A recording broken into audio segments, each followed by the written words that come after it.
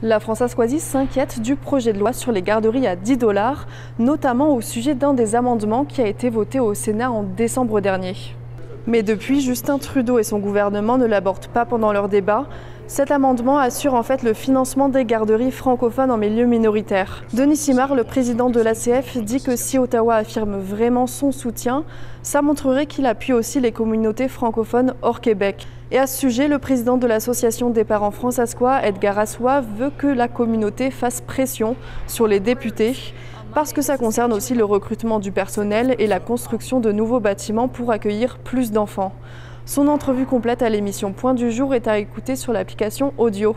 L'amendement va maintenant être étudié par la Chambre des communes la semaine prochaine. La seule chose que je peux penser à peu près, ça va être moi dans des années. Et je vais être un enseignant vraiment, mais avec des challenges avec des enseignants maintenant, c'est pas une chose qui est accessible. Comme Anna, il y a des étudiants qui remettent en question leur avenir professionnel, quitte à ne plus savoir s'ils seront un jour profs. En fait, en voyant le conflit entre les enseignants et la province, ils se demandent maintenant s'ils veulent se retrouver dans la même situation. Mais le doyen de la faculté de l'université de Regina dit qu'il y a toujours autant d'inscriptions depuis 5 ans. Il parle ici d'environ 2000 inscriptions. Il dit aussi que malgré les hauts et les bas, les étudiants ont toujours la passion du métier.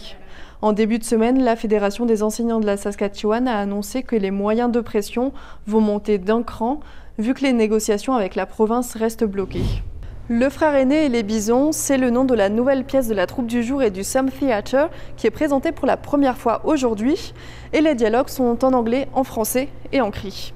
La pièce s'inspire d'une histoire cri sur l'empathie. Frère aîné veut vivre en liberté comme un bison, mais il va se rendre compte qu'un bison a aussi une vie semée d'obstacles. La pièce est jouée sur la glace jusqu'au 4 février. Elle commence à Saskatoon et passera ensuite à Prince Albert, Regina et à North Battleford. La troupe du jour a aussi remporté plusieurs prix dimanche dernier lors de la cérémonie des SATA Awards, notamment pour sa pièce Les gars. Pour suivre l'une de ces nouvelles, rendez-vous sur l'application Info. À demain.